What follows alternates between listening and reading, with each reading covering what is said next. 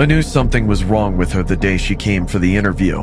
Her whole demeanor seemed odd to me. She had these old framed glasses and a stern face, but she somehow managed to impress us with her professional behavior. She said her name was Jolene.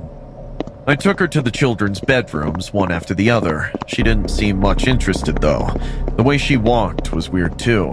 Her upper body was slouched, showing her layered belly. I showed her where the toiletries are kept, but she was more interested in watching TV in the hall across. Jolene? Jolene! Yeah? Did you hear what I just said? Sorry, I got distracted. Please, pay attention.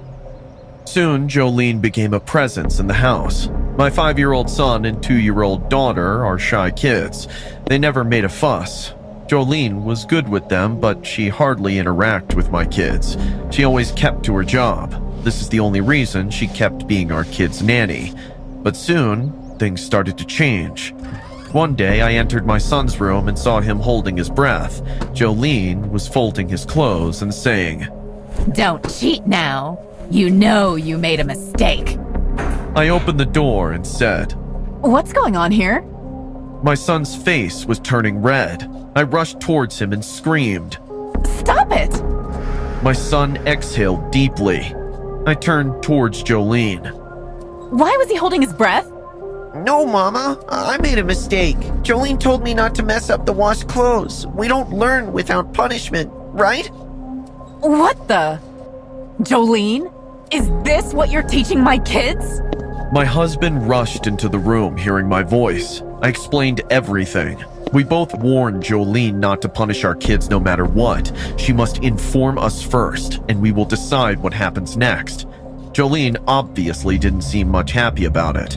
I was so mad at her, but I couldn't kick her out of the house because of my husband. I avoided her and cut off her wage for her behavior with my son. Every day after work, Jolene would ask my permission before going home. So one day I was busy doing our taxes. It was around 7 p.m. My kids have yet to go to bed. They wanted to play for some time more, so I let them. Jolene asked me, "Can I go home now?" "Stay until they go to bed, okay?" She didn't say anything, just looked at me in a very creepy way. A smirk came to her face and she silently left. Time went by and I tucked my kids into bed. My husband and I had dinner and went to bed as usual. It was around 2 in the morning. I woke up feeling thirsty. I came down and didn't bother to switch in the light. The pale moonlight from the window was enough to get by. I poured water into the glass when I felt a deep breath on my shoulder. I turned around and saw a pair of eyes glowing behind me. The owner of the eyes brought her face closer, and I saw it was Jolene. "Can I go home now, ma'am?"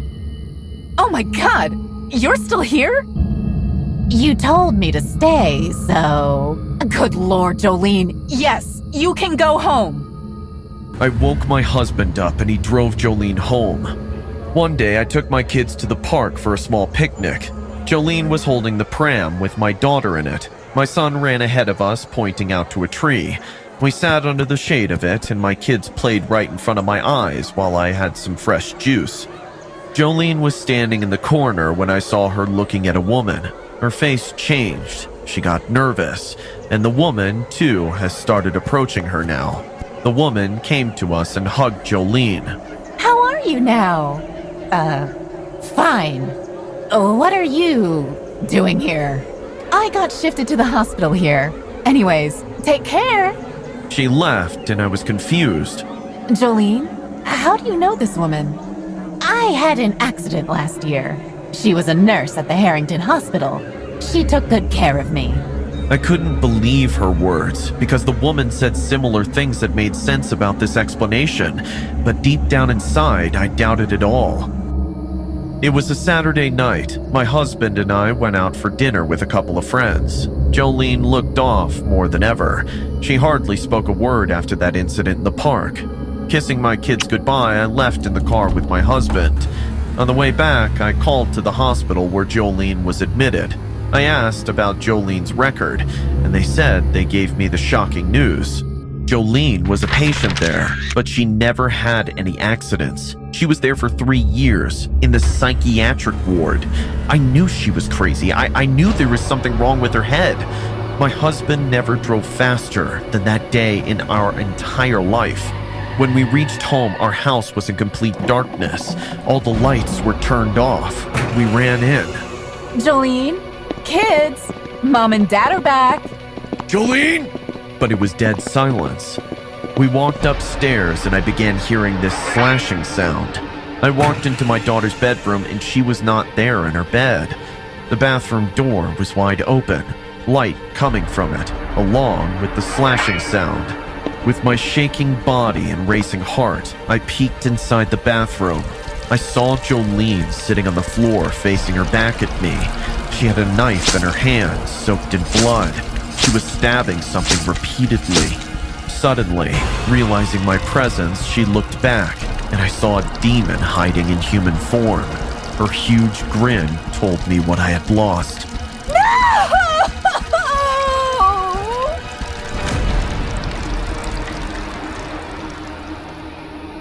The story you just saw is loosely based on the terrifying crime in the late afternoon of October 25th, 2012, at the La Rochelle apartment building on the Upper West Side of Manhattan. Lucia and Leo Krim, aged 6 and 2, were murdered by their nanny, Yoselin Ortega. She was convicted of stabbing the children to death with kitchen knives while their mother, Marina Krim, and 3-year-old sister, Nessie, were a few blocks away at a swimming lesson. Upon returning home, their mother and sister found Lucia and Leo dead in a bathtub at the family apartment. On February 22, 2018, 12 jurors were chosen for Ortega's trial, and opening statements began on March 1st in Manhattan Supreme Court. On April 18, 2018, Ortega was found guilty of first-degree murder and second-degree murder. Ortega was sentenced on May 14, 2018, to life in prison without the possibility of parole. One time, I took a babysitting gig on Halloween night. It was a couple named Tillman who had a 7-year-old daughter, Pamela. When I reached their house, Mr. and Miss Tillman were ready to go out. Miss Tillman took me inside and pointed at the freezer. There's plenty of food. Eat whatever you like. And there's extra cash on the kitchen desk to order pizza. Pam has gone to bed already, so you won't have anything to worry about. A car horn honked outside, and she rushed to the door saying, I'll just be 3 houses away. Also, you have my number. Have a nice time, Mrs. Tillman. I watched her driving off in a car. I closed the door and punched the security code to lock the house. The house was massive, and with the Halloween decor, it felt spooky to be the only one awake. I walked to the kitchen. From the big kitchen window, I saw kids running outside. I opened the freezer and took a can of ginger ale. I returned to the living room and switched on the TV to watch a scary movie. Just then, my eyes noticed the half-open door of Miss Tillman's room. It almost gave me a heart attack. I could see 2 bright glowing fireballs glowing in that darkness. I would have screamed if the lightning didn't occur, illuminating the clown statue inside Miss Tillman's bedroom. I exhaled, then got up to go to the room. A storm was about to come. I could hear the dark clouds rumble. My hand searched the wall beside the doorway, and I turned on the lights. What the hell? It was the statue of a jester, the professional clown who used to perform in court play. It was the first time I had seen something like this. It had a pointy, oddly shaped head. His eyes were sharp and broad. His attire seemed funny, but only his smile wasn't amusing enough. There was something very wrong with his smile. I noticed a hat with a bell attached under the statue. It must have fallen from his head. I picked it up and put it back on his bald head. I looked closely into his eyes. They were looking behind me, so they were not precisely creating eye contact. Oh God, the doorbell scared me. Who could it be at this hour? I opened the door to see an empty porch. Slow rain had started by then, and the streets were deserted. Everyone had gone home. I checked around but saw no one, thinking it was a prank. I went back in, locked the door, and suddenly noticed the room upstairs. The room door was wide open. That's where Pamela, Miss Tillman's 7-year-old daughter, sleeps. I tiptoed and peeked inside. Pam wasn't in her bed, which quickly gave me goosebumps. Pam? Pam? This isn't funny. Are you hiding in here somewhere? Pam?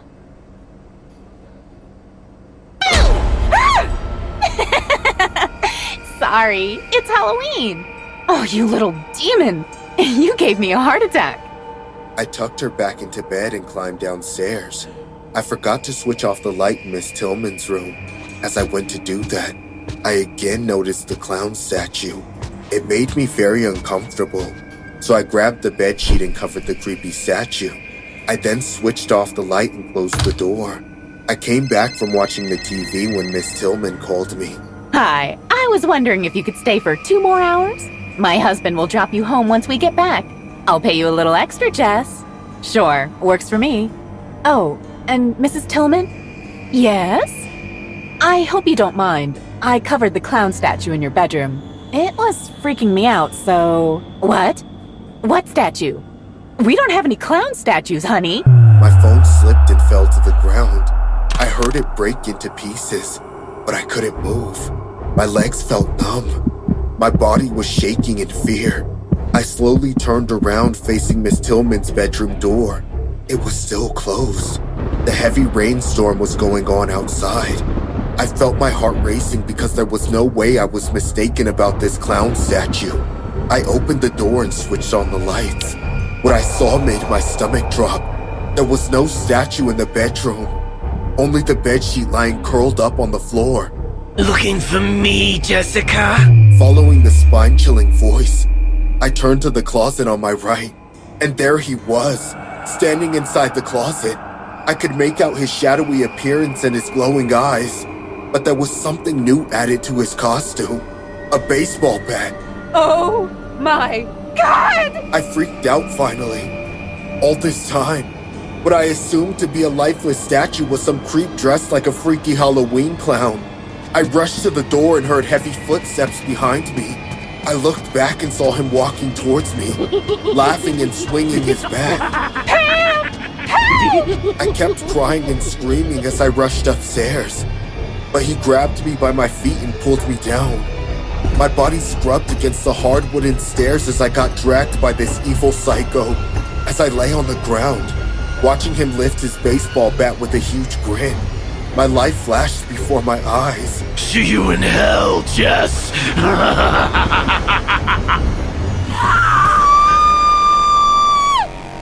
I heard Miss Tillman's voice and her loud knocking on the door. Jess? Jess! Is everything all right? Open the door! I was sobbing like a 9-year-old, thinking maybe he would swing the giant bat at me now. My brain would be scattered, and no one would know who did this. But he didn't.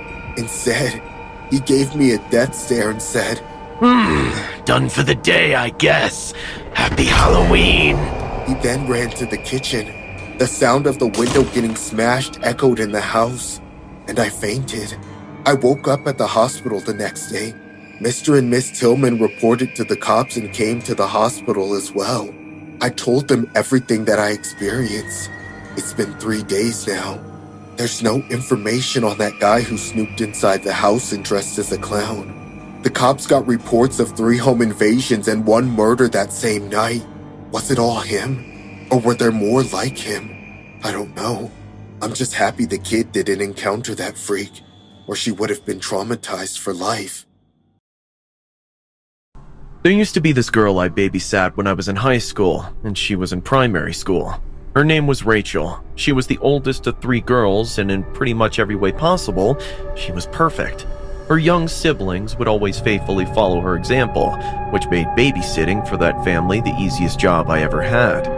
She was so beautiful too, and I knew she would have a bright future and would be loved by everyone in her life. Honestly, I was a little jealous of that, but I was still sad when she got old enough to take care of herself and her younger siblings. Then, eventually, I went off to college, so for several years I never saw Rachel or her family. In my third year of studying psychology, I finally had a reason to reach out to her and catch up. I was doing a study on the effects of meditation, and I needed some subjects. Since I could use anybody for the study, I decided that the first person I wanted to use was Rachel. She was the perfect person. Hello? Hi, is this Rachel? It's me, Caroline. Oh my God, Caroline! It's been so long. How are you? I'm good. Been very busy with college. I missed you a lot. I missed you too. I've been struggling a bit with high school. It was better when you were here helping me with my homework. So, anyway, what made you call? Well, I might have an opportunity for you to make some money. I just need to pick your brain about a few things and ask that you keep it a secret. How much money? $100. $100? Deal. Great. Can you meet me tomorrow? I sure can. I'll be at the Richmond station around 5:30 once I get off school. I was excited to meet up with Rachel as soon as possible. I wasn't in any rush to finish the study, but I just wanted to see her again. I made sure to be there to meet her just before she got there. It's hard to describe just how my heart fluttered when I saw Rachel again. She was even more amazing than I remembered. But the greatest part about seeing her then was that instead of hanging out at her parents' house with her other siblings, I got to take her over to my house for the first time. Just us. We caught up on the train ride over to my part of town, and we got so talkative that I completely forgot to mention the study I was doing. When we got off the train and started walking to my apartment, we passed by a pizza place. We were both a little hungry, so we decided to stop in and get a pie. Afterwards, I also picked up a case of beer. Rachel was a little apprehensive to drink, but I assured her it wouldn't be a problem. I'm not sure I'm old enough for that, Caroline. Oh, don't worry about it. I'm not your babysitter anymore. It won't hurt to loosen up a little. Well, if you say so. When we reached my apartment, we hung out for a couple more hours, eating pizza, drinking beer, and just laughing and reminiscing about the old days, really having the best of times. Then, out of nowhere, I remembered I was supposed to be doing a study on Rachel. Oh, crap. I forgot all about it. I'm sorry. I should have reminded you. No, it's okay. We can still do it. Let me just set up the room. The study involved recording the difference in a person's mood before and after a 15-minute session of meditation. There was more to it than that, but it's been so many years since then I could hardly remember. I started with a short questionnaire. Then I lit some candles and turned off the lights. Then I guided Rachel through a simple practice of meditation, controlling her breathing, letting go of her thoughts, and becoming mindful of her body and her surroundings. Something strange started happening after a few minutes, though. After I got Rachel in a good state and let her be for a bit, I was supposed to check in on her and ask her the same questions as before. However, she had become almost unresponsive, like she could barely hear me or even remember that I was there. She wouldn't open her eyes either, and even when she did try to respond to me, her words were so slurred together that I couldn't understand a word she was saying. Then, out of nowhere, she fell back on the bed and passed out. Rachel, are you okay? She only got worse from there, twitching like she was having some kind of seizure and foaming at the mouth. Oh my God, Rachel, wake up! I tried to shake her from the episode, but she was inconsolable. It was almost like she was possessed. Rachel, please, are you in there? Rachel? Rachel, if you're awake, tell me now. There was no response from her, just silence. Perfect. Finally, my plan was working. A bunch of greasy food, some alcohol, a bit of calming meditation, and a whole lot of sleeping pills crushed up and sprinkled on her slices of pizza while she wasn't looking was making her totally catatonic and vulnerable. Now, she was completely defenseless. I grabbed the telephone cord on my nightstand and wrapped it around Rachel's neck and then squeezed with all my might. But then, somehow, Rachel woke up. Caroline, what are you doing? Shh. Don't fight it. She was stronger than I thought, but I was always bigger than her. In